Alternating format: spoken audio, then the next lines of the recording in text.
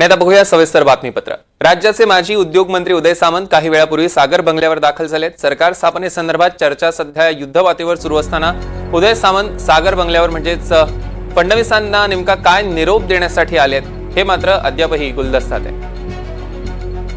जुई जाधव आपल्या प्रतिनिधी आपल्या सोबत जोडल्या गेल्यात। जुई, सत्ता स्थापनेच्या आता सगळ्या चर्चांना अगदी वेग आलेला आहे आणि त्यातच सागर बंगल्यावर उदय सामंत पोहोचले। काय अपडेट्स?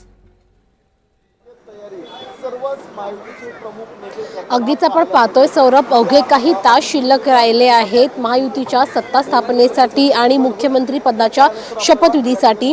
मात्र त्याआधीच नाराजी नाट्य समोर आलं आहे। काळजीवाहू मुख्यमंत्री राज्याचे एकनाथ शिंदे यांना जी खाती हवी आहे ती खाती भाजप देण्यात तयार नाहीये। त्यामुळे कुठे ना कुठेतरी नाराजी नाट्य या दोन्ही पक्षांमध्ये आपल्याला पाहायला मिळतंय। एकनाथ शिंदे सध्या रुग्णालयामध्ये आहे, ज्युपिटर रुग्णालयामध्ये। मात्र त्यांचा जो काही निरोप आहे तो निरोप घेऊन माजी उद्योग मंत्री उदय सामंत हे सागर बंगल्यावर दाखल झाले आहेत देवेंद्र फडणवीसांची भेट घेण्यासाठी।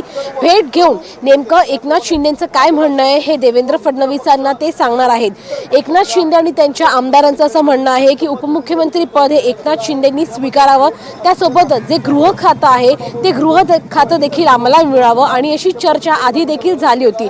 परंतु आता ऐन वेळेला नेमकं असं काय झालं की दोघांमधले मतभेद वाढले आहेत। जरी सांगतायत की मतभेद नाही तरी कुठे ना कुठेतरी वादविवाद जो आहे तो आपल्याला पाहायला मिळतोय दोन पक्षांमध्ये।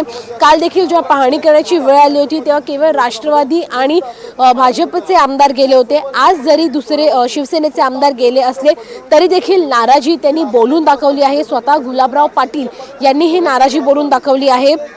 अजून एक महत्त्वाची माहिती म्हणजे की एक बैठक पार पडणार होती महायुतीच्या नेत्यांची, मात्र ती बैठक पार पडलेली नाही अद्याप तरी। आता तर थेट काळजीवाहू मुख्यमंत्री हेच रुग्णालयामध्ये गेले आहेत, त्यामुळे आता ही बैठक होणार की नाही हे पाहणं महत्त्वाचं राहणार आहे। परंतु नेमका कोणता निरोप घेऊन उदय सामंत हे देवेंद्र फडणवीसांच्या भेटीसाठी आलेत हे जेव्हा ते बाहेर येतील आणि माध्यमांशी संवाद साधतील तेव्हाच स्पष्ट होईल। सौरभ।